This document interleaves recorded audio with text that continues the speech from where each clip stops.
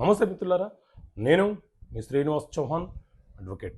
మిత్రులారా, ఏదైనా ఒక వీలునామా రాసిన తర్వాత ఆ వీలునామాలో కొట్టివేతలు, దిద్దివేతలు, పదాలను చేర్చడము లాంటివి చేయవచ్చా?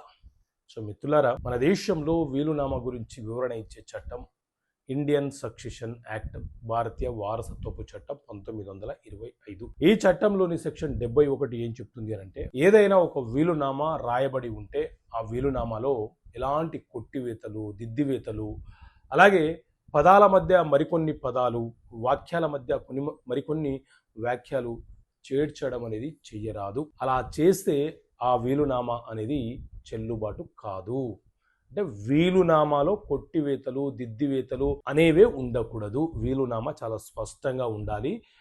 ఎవరు వీలునామా రాస్తున్నారు, ఎవరికి రాస్తున్నారు, వాళ్ళ పేర్లు, చిరునామాలతో సహా పూర్తిగా అడ్రస్తో సహా రాయాలి. అలాగే ఏ ఆస్తినైతే వీలునామా రూపంలో రాస్తున్నారో ఆ ఆస్తికి సంబంధించిన అంశాలను కూడా వీలునామాలో విశదీకరించాలి. ఓకే మిత్రులారా, థ్యాంక్ యూ.